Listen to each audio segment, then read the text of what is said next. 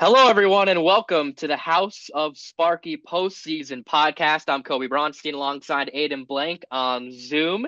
Aiden, we got a lot to talk about regarding ASU's postseason hopes for baseball. They have the Big 12 tournament in the way of that. They're coming off of their first sweep of the season where they could not come out with a win in any of those in Stillwater. And then we're also going to talk about softball. Their season is over. They made it to the NCAA tournament for the first time since 2022, and specifically Kenzie Brown's standout season. She was terrific. 274 pitches, my goodness, in two postseason losses against SDSU, San Diego State, and UCSB. So Aiden will start on softball. Megan Bartlett in her third season with the Devils, their first postseason appearance under Bartlett.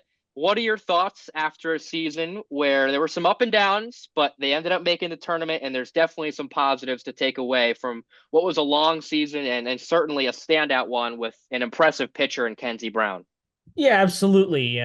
It was definitely the season that they needed to have. That program has, just not had it the last 2 years, and that's not a program that is used to being in that position. So it was imperative that they get back to the tournament. It was imperative that they be playing meaningful postseason games, and they did that. Even before they made the NCAA tournament, they go to the Big 12 tournament for the first time, which for those that don't know is in Oklahoma City at the same stadium they play the Women's College World Series at. They upset Oklahoma State in the first game, pretty much solidifying them as a number two seed in the dance, and then a rough loss in the semifinals, but they were one of the best four in the Big 12. So that was a good start. And then you get into the regional, you're close to home, you're in LA, and it was just a really, I won't even say disappointing, just a brutal 2 days of softball for them in which, game one, they're playing San Diego State. Not a bad team at all, a West Coast team that has played them a little bit in the postseason before, actually, recently.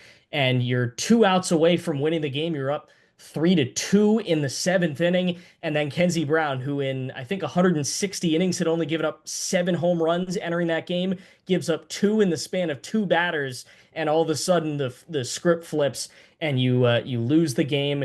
You go down into the losers bracket, which in that, with softball, the way that it's structured is a little bit different than baseball. You have to play basically 2 straight days there of 2 games a day if you want to come back and win it. And so it's so brutal, to have that in your first NCAA tournament game since 22 to flip the script like that. It was just brutal. And then last night, what an unbelievable performance from Kenzie Brown. She threw more innings in a single game last night than any ASU baseball or softball pitcher has all season long. She went 9 innings, or it was 9 2/3 actually. Did not give up an earned run. That is an anomaly. She didn't give up an earned run. She ends up getting the loss anyways because there was an error in the, what was it, the 10th inning that wins the game for UCSB. And to their credit, UCSB came back, won the second game of that regional as well. So now they're in the championship today against UCLA. But just a brutal way to go out for a pitcher who has done so much, missing all of last year, coming back, being the star pitcher this year, pitching more innings than anybody else on the team, throwing so well, phenomenally impressive in that, last game with your season on the line. And it's heartbreak, but it was an improvement, in every statistical category and the wins category, which is what matters to this team. It was a good showing for your first year in the Big 12, but there definitely needs to be a thought of, we got to get even further up because this team is not even a team that's just participating. This is a team that's used to hosting regionals. So there will be that discussion about how you move forward with the future of this program and use this year. Kenzie Brown can come back next year, but she's going to need help. And as we saw this weekend, especially on the offensive end, how do you use this as a base of where you can get this program back to where it once was?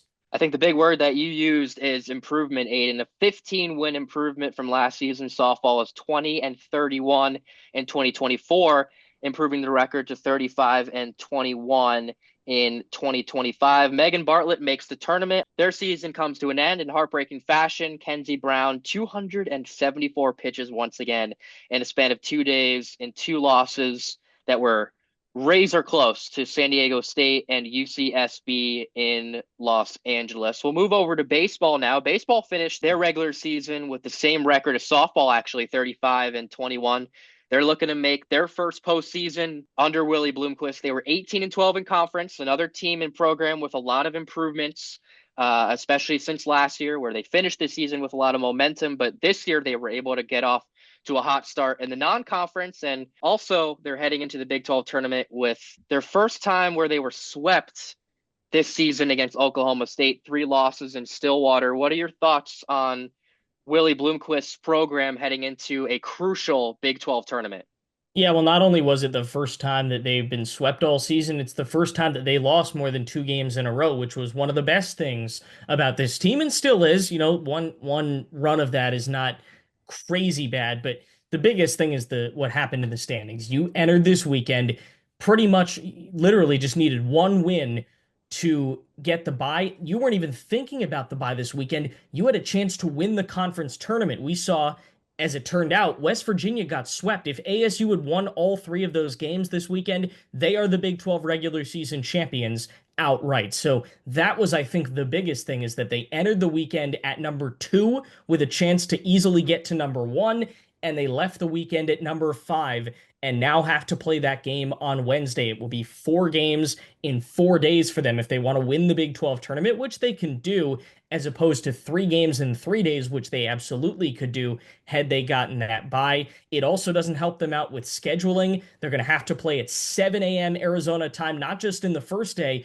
but if they win, they'll play the second day at 7 a.m. Arizona time. So it's going to be an early wake up call. There's a lot of guys that are going to have to go on short rest. This was a bad weekend for what you wanted to accomplish. You wanted to go in, at least take 2 out of 3, win the series, solidify your spot in the NCAA tournament, get the bye going to Arlington, and get some momentum to go with it. Instead, you go down there. I think they've now lost 9 straight to Oklahoma State over the last couple of years. That is a team that has had their number, especially in that ballpark down in Stillwater.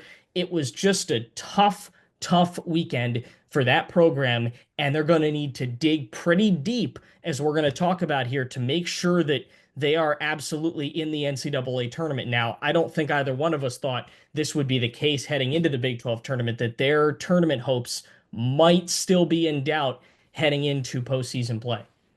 Their first game of the Big 12 tournament, the one game that's guaranteed for the Devils, is against 12 seed in BYU. The teams that finished ahead of Arizona State are West Virginia at number 1, followed by Kansas, TCU, Arizona, and then are where the Devils come in. But Aiden, we talked a little bit before this episode of the podcast about the changes between the Big 12 tournament format and the Pac-12 tournament format. If you can just enlighten some of the viewers tuning in onto what those changes are and how, if anything, that affects Arizona State's chances or hinders it in a way if they want to make the postseason. Well, the biggest thing is it's more simple now. It's single elimination. There's 12 teams in this field, and all you got to do is keep winning. It's a bracket. You just keep winning, and you're the only team that controls your destiny. If you win, you keep moving on. If you lose, you're done. So that's the best thing I think about this, as opposed to the last 2 years where they've gone to the Pac-12 tournament. The Pac-12 tournament did 3 groups of 3 teams in each. There were 9 total teams. You played 2 pool play games, and inevitably, every group was going to have ties. And those tiebreakers were, I think, some of the dumbest things we've ever seen. And I think at one point it was who is the higher seed or the head to head record in the regular season, things like that, that were just very frustrating when you got into tiebreakers. They didn't have that last year because they went 0-2 in pool play, but 2 years ago they had it, and it could have really helped them because they ended up being the first team out of the NCAA tournament. So had they gotten out of pool play 2 years ago and gotten into the final bracket of that Pac-12 tournament, if they had gotten to the semis, maybe they get another win, maybe they're in. But it's much simpler now. It's very easy to decipher. You're playing at 7 a.m. bright and early Wednesday morning. Win that, you move on to play number 4 Arizona, who you haven't done too well against this year, 1-3 in those 4 games, including losing 2 out of 3 at Phoenix Muni. That's 7 a.m. on Thursday. Then you go to Friday and potentially Saturday with the semifinals and championships. So that's, I think, the best thing about this is you don't need to worry about what any other team is doing or how many runs you score or anything else. All you have to do is keep winning and you will stay in. And, it should be noted that despite that sweep, they're still one of the best teams in the Big 12. We've seen it. They have beaten Arizona this year. If they get into the semis, they haven't played West Virginia, but possibly Texas Tech. They've beaten Texas Tech. They have beaten most of these teams. Nobody in the Big 12 outside of Oklahoma State has swept them. So they do have a chance to run this thing. And I think it would be very interesting if they could pull that off, given, how the attitudes from a lot of fans of this program went from one angle of the spectrum to the other, going from Thursday to Saturday in the series. This is a team they had just less than a month ago, 3 run rule victories in a row in impressive fashion against BYU, a series in which they swept at home, was extremely crucial coming off of a disappointing loss at GCU right before that. And everyone knows it doesn't matter what sport, when the time comes for postseason, it is a different beast. The stakes are a lot higher. It's interesting also to look at the postseason for a couple of other teams that ASU played over the course of the season that were non-conference matchups. A couple of teams that come to mind are Oral Roberts, Austin Peay, two teams that are at the top of their conference and won their respective regular seasons. Oral Roberts in the Summit League and Austin Peay in the Atlantic Sun. A couple months later, those victories are looking impressive if you want to build and boost a resume if you're the Sun Devils. Yeah, the mid-major wins seem to be some of the best outside of the conference for ASU. Those major ones, we talked about the Big Ten, how they played 5 Big Ten opponents this year, including 2 in 3 game series. 3 of the 5 Big Ten opponents they played this year didn't even make the Big Ten tournament. Purdue, Minnesota, and Ohio State, all the bottom third or the bottom 4 in that conference didn't even make it into the tournament. So those are some of their worst losses. They did get a win over UCLA, who was second in the regular season there and should be on their way to the tournament, potentially even hosting. So that was a good win. But you're right. Those mid-major games really have helped them. GCU is a 4 seed in the WAC. This is the first time in a long time that they have not been the regular season champions. It was, I think, 2019, the last time they didn't win the regular season in the WAC. They've been to the NCAA tournament 3 out of the last 4 years, so you're rooting for them right now to try and make a run. Gonzaga has a chance to win the WCC. They were a pretty good team when they came in, even though ASU swept them. They're a 2 seed, so they have a good chance to go and win the conference tournament there. And then you mentioned Austin Peay and Oral Roberts, who you won 3 out of 4 against collectively, regular season champions in the ASUN for Austin Peay and in the Sun Belt for Oral Roberts. Both of them should be heavily favored to win those conference tournaments, get into regionals. That's the only other thing you can do this week. There's 2 things that you can do in this conference tournament week. Number one, keep winning. Win as many games as you can. The more you win in Arlington, the better your chances are to get into the NCAA tournament and then potentially get a more favorable draw in the NCAA tournament. We saw with ASU softball that win against Oklahoma State probably got them enough to be a 2 seed, which put them on the West Coast. Didn't really help them because they went 0-2, but at the end of the day, it was still much more comfortable than if they had to travel to one of the SEC schools or somewhere else. So that's the number one thing you can do is just keep winning. The more you win in Arlington, the better it will be for you come NCAA tournament time, and then hope that those teams that you played in the regular season that you beat go on a run in the NCAA in their conference tournaments. Hope that Gonzaga wins the WCC. Hope GCU wins the WAC. Hope Austin Peay and Oral Roberts win their conferences. Hope that probably not USC because you didn't beat them, but hope that UCLA goes and wins the Big Ten because you did get a win over them in that 2 game series. Hope that your conference opponents go out and make runs and you end up being able to say, and I think you will, at the end of this thing, be able to say, hey, we beat 3, 4, maybe even 5 conference champions this year, some of them multiple times. That just adds to your resume, adds to the RPI, because right now you got a pretty bad knock after the sweep last weekend. You need to start building that RPI back up, and the best way to do that is to have teams that you beat go out and do a lot of winning this week.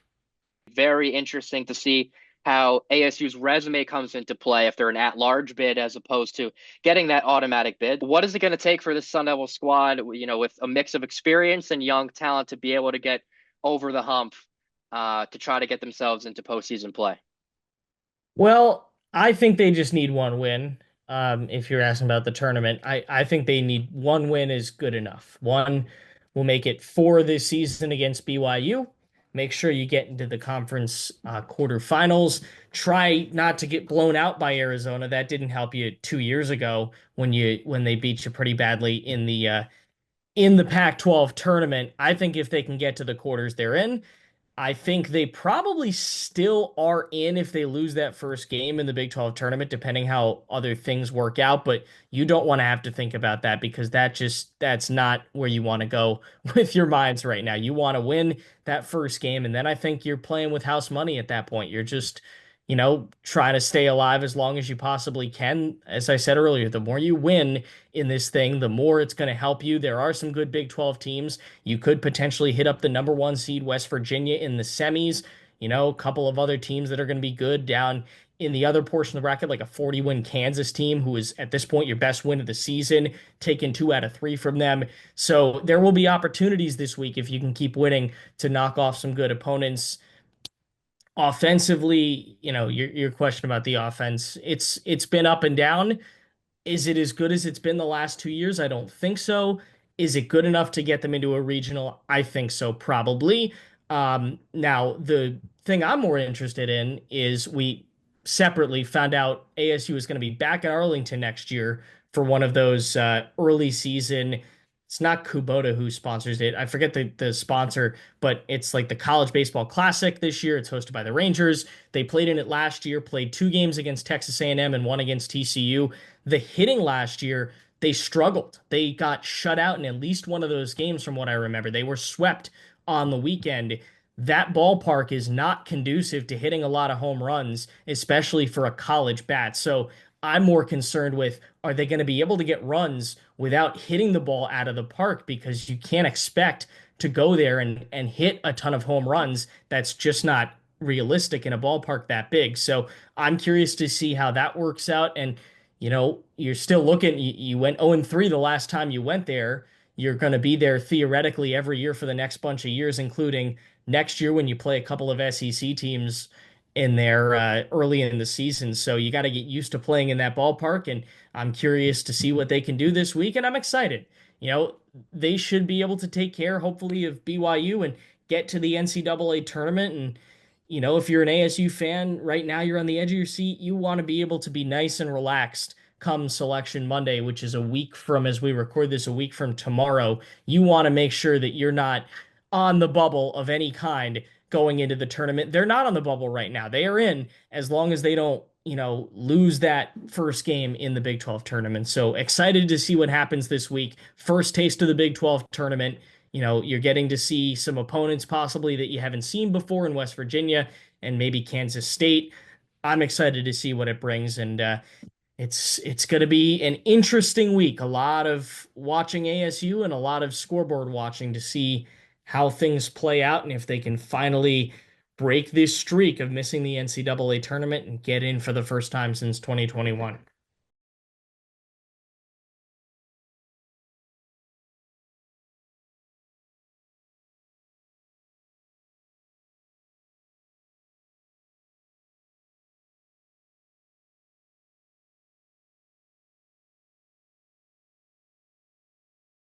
New territory for the Devils in the Big 12 tournament. It'll be the game against BYU, the first neutral site game of the season for Arizona State. We mentioned that it's a familiar ballpark in a way for the Devils because they played 3 games last year, and it's also a ballpark that they're going to have to get used to playing in the near future as well. The Devils 35-21 overall on their regular season, the 5 seed. The last thing I want to touch on again is just going down the lineup offensively because we know it could be the last opportunity. Isaiah Jackson, potentially, Jacob Tobias, Brandon Compton, Kian Vu, they all don the maroon and gold, potentially for the final time. So how important is it, not just for Willie Bloomquist, considering that he hasn't been yet to postseason play, but for some of these guys donning the maroon and gold, potentially for the last time to make it to the postseason in their Arizona State tenures? Well, it's more meaningful than anything. No one's getting drafted because they made the postseason, but there is a big emphasis. They've been thinking about it since the beginning of the season.